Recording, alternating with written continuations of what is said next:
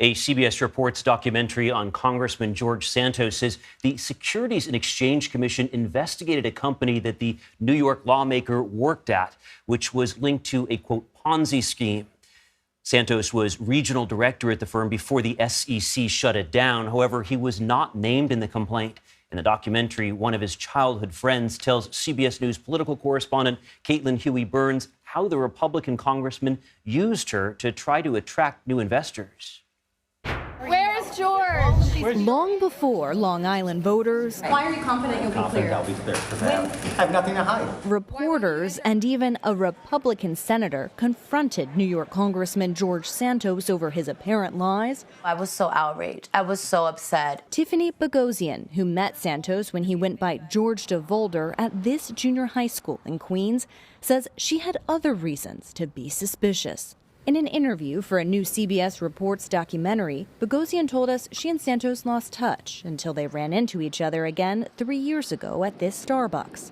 Guess who I ran into at Starbucks? By then, a New York lawyer, Bogosian says she told Santos about a $2 million settlement she had just won for a client. In response, she says Santos invited them both to dinner. It was this huge room with like one table in the middle. He asked for a $300,000 principal investment, and he essentially said the client was not allowed to know what was being invested in at all. Her client didn't like the sound of it and turned down Santos's investment pitch. And we now know that that was a Ponzi scheme. It was all fraud, yeah. In December, Santos apologized for embellishing his resume after revelations he never worked for big investment banks like Goldman Sachs or Citigroup, as his campaign website had claimed. But one place Santos did work was an upstart financial firm called Harbor City Capital, where he was regional director. Currently at Harbor City Capital, I manage a $1.5 billion fund. Right? And I know how to manage it well. But after just a year, federal financial regulators at the SEC shut down Harbor City Capital, calling it a classic Ponzi scheme. The SEC complaint did not name Santos, and he has denied any wrongdoing. But after Bogosian and her former client described the dinner meeting to the Washington Post, the SEC reached out to her about Santos and his investment pitch. It's crazy to me now thinking back because, I mean, he's had these characteristics from so young. When Bogosian says Santos was bullied in school. He was trying to be accepted and fit in, and I think he always felt like an outcast. He started these lies, and I think it just continued, and this was the only way that he knew how. So he kind of felt the need to tell a story to get accepted into these groups. Definitely, yes. It worked for him then, and I think it worked for him for a long time. I mean, it got him into Congress. What I want to know is why. And Tiffany Bogosian told us that when she saw Santos sitting alone on the House floor, she actually felt bad for him and reached out to see how he was doing. And she told us that he said the swirling controversies around him were all fake news. Right on brand. Wow, what a story, what a story. What do we know about this SEC investigation and this Ponzi scheme? Well, this is something new that we were breaking on CBS today because Tiffany had told us that she had told the Washington Post about this dinner that they had where he was trying to get her client to invest in this company, Harbor City Capital, which was later shut down by the SEC for being a Ponzi scheme. And, she said it didn't smell right. She and her client turned down the offer. But then after that came to light, the SEC actually reached out to her to ask questions about this investment pitch. So SEC had been looking into Harbor City Capital. Obviously, they had shut it down and they were investigating. George Santos was never named in that complaint. He has denied any wrongdoing, of course. But this is the first time that we see investigators from the SEC actually reaching out, inquiring about his pitch to try to get people to invest in the scheme. And so what else is uncovered in this documentary? Well, what is so great about this documentary, and it's produced by our incredible investigative unit, just amazing, amazing journalists. We have talked to so many people. We've spent a lot of time on Long Island talking to a lot of people who knew him and people who were cheering for him, who wanted him to win, and were duped by him, essentially. We talked to, everybody from his dog groomer to You heard his friend from middle school who, still cares for him as a person.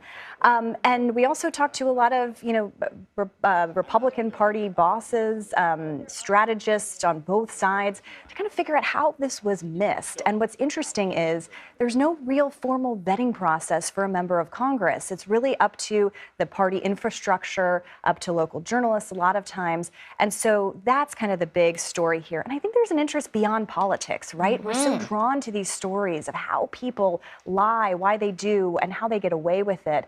And there's really no way to recall your member of Congress. Once you vote them in, they're stuck. We know that the congressman has voluntarily stepped down from these two committees. Right. What do we know about his political, or what do we think about his political future? Well, that's the biggest question right now because he stepped away from those committees. So there is this question of how can you serve your constituents without serving on committees? Those are important.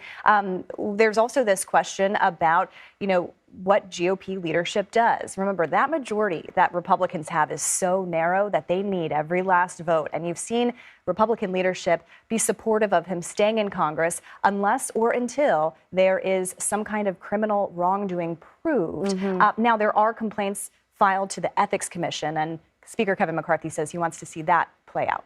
To that end, we know that Congressman Nick LaLota called him a sociopath. I'm sure that's not like an actual medical diagnosis, but that's what he called him. And, we saw that the interaction that he had with Mitt Romney before the State of the Union, very testy. But, to your earlier point, I think I remember it was Marjorie Taylor Greene who said, well, let's just see how he votes, and I'm wondering if as people wait for the dust to settle, as people wait for the investigations in Congress, are we seeing lawmakers start to kind of pick sides about how they feel about him? You mentioned Nick LaLota. He's also a freshman Republican congressman from New York. Most of the members of the New York delegation who are Republicans have come out and said that they want Santos to resign, which is significant because New York is the place that helped Republicans flip the House of Representatives. I mean, Santos flipped a longtime Democratic district from blue to red. And so, because the votes are so necessary, you can see why, they need someone like him to stay in. And he's been, loyal to Kevin McCarthy. He has voted for him for Speaker. He's taken lots of votes on the House floor already. He is a full member of Congress. But, poll after poll shows majority of his constituents want him to resign. They came down to Washington this week to try to get him to resign. And he's defiant. So I was going to say, I don't know if in your sort of investigating, if you've heard any rumblings of if he does eventually have to leave this position, what the plans are for the Republican Party. Are they identifying sort of an alternative candidate? Well, here's the thing, that in New York, if someone resigns, you have to have a special election. The governor can't appoint someone, right? That is going to be very tricky for Republicans because this is already a really competitive district. And so that's kind of the map that they're looking at. So we'll see where these investigations lead. We are looking at the local, federal, state investigations, but also in that ethics committee in the House. I'm looking forward to this documentary. Caitlin Huey-Burns, thank you very much. Thank you.